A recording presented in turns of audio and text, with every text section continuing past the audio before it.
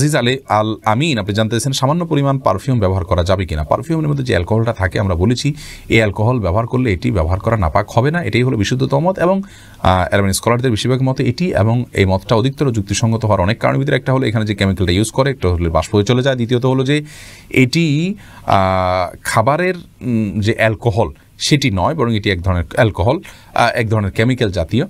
তো যার কারণে এটিকে ওলামা ইকরাম জায়েজ বলেছেন। আর এই ব্যাখ্যা আমার নয়, এই ব্যাখ্যা সৌদি আরবের সর্বোচ্চ ওলামা পরিষদের অনেক সদস্যদের এবং শেখ মোহাম্মদ আল উসাইমিন, মোহাম্মদ সাল্লাহ আল মুনাজ্জিদ হাফিজাহুল্লাহর আরও অনেক ওলামা ইকরামের। এরপরে আমি যে প্রশ্ন দিয়েছি এনবি শিল্পী আপনি জানতে চেয়েছেন নামাজের দাঁড়ালে নামাজ পড়া অবস্থায় আমার হাঁচি আসে, তখন কি হাঁচির জবাব দিতে হবে? না, নামাজের মধ্যে হাঁচি আসলে হাঁচির জবাব দিবেন না, এমনি ইগনোর করে চলে যাবে। এমনি জাকারিয়া জানতেছেন তাড়াতাড়ি যেন বিয়ে করতে পারে সেজন্য কি আমল করব? আমল হলো বেশি বেশি করে হালাল উপার্জনের চেষ্টা করবেন, সকালে ভোরে বের হয়ে যাবেন, পরিশ্রম করবেন, কোনো কাজকে ছোট মনে করবেন না, সিরিয়াসনেসের সাথে কাজ করবেন, খুব ভালো করে কাজ করবেন, দুনিয়াকে ভালো করে উপার্জন করবেন, বিবাহের প্রয়োজনে অর্থ সংগ্রহ করবেন, আল্লাহর কাছে দোয়া করবেন, সূরা ফুরকান আয়াত নম্বর ৭৪ বেশি বেশি পড়বেন, মা বাবাকে বোঝাবেন, সাধারণভাবে আল্লাহর কাছে নামাজের পরে বিভিন্ন দোয়া কবুলের সময়গুলোতে হাত তুলে তুলে বা বিভিন্নভাবে আল্লাহর কাছে দোয়া করবেন যেন আল্লাহ তাআলা আপনার মনোবাসনা পূরণ করে এবং আপনার প্রয়োজন মিটিয়ে দেন ইনশাআল্লাহ বিদিনিল্লাহ।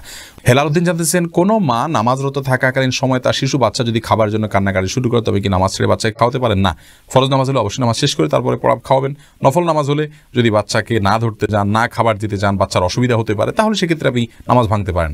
অন্যথা আপনি নামাজকে খুব দ্রুত শেষ করে তারপরে বাচ্চাকে খাবার দিবেন। বাচ্চার কান্না না দেওয়ার কারণে নামাজকে দ্রুত শেষ করা এটি রাসূল আকরাম সাল্লাল্লাহু আলাইহি ওয়াসাল্লাম থেকে প্রমাণিত। তিনি নিজে কিন্তু নামাজকে একবার সংক্ষিপ্ত করেছেন, দ্রুত শেষ করেছেন যখন বাচ্চার কান্না আওয়াজ তিনি শুনতে পেয়েছেন। রেজওয়ানা করিম ঋতু আপনি জানতে চেয়েছেন রব্বানা লাকাল হামদ নাকি রব্বানা ওয়ালাকাল হামদ? বোন দুই রকমই হাদিসে আছে। রব্বানা লাকাল হামদ এমনটি যেমন রয়েছে রুকু থেকে উঠে দোয়া পড়তে পারেন, আবার কোন কোন রিওয়ায়াতে রব্বানা ওয়ালাকাল হামদ আছে, কোন কোন রিওয়ায়াতে রব্বানা আল্লাহুম্মা রব্বানা লাকাল হামদ বা আল্লাহুম্মা রব্বানা ওয়ালাকাল হামদ আছে। যে কোনোটা পড়লেই হয়ে যাবে।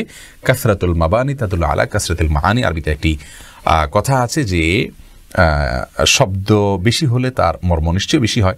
এই জন্য রব্বানা লাকাল হামদ বলার চাইতে রব্বানা ওয়ালাকাল হামদ বললে বেশি উত্তম হবে। অর্থ হলো হে আমার রব, আর আপনার জন্য প্রশংসা আমি জ্ঞাপন করছি। দুইটাই হাদিসে রয়েছে, কোনো অসুবিধা নেই, বিশুদ্ধ হাদিসে রয়েছে। এমনি তুহিন আলী জানতেছেন নাবির নিচে প্যান্ট পরা থাকলে কি নামাজ হবে? নাবির নিচে প্যান্ট পরা আছে কিন্তু নাবিটা দেখা যাচ্ছে না, উপরে আপনার কোনো কাপড় চোপড় আছে, তাহলে নামাজ হয়ে যাবে, কোনো অসুবিধা নেই।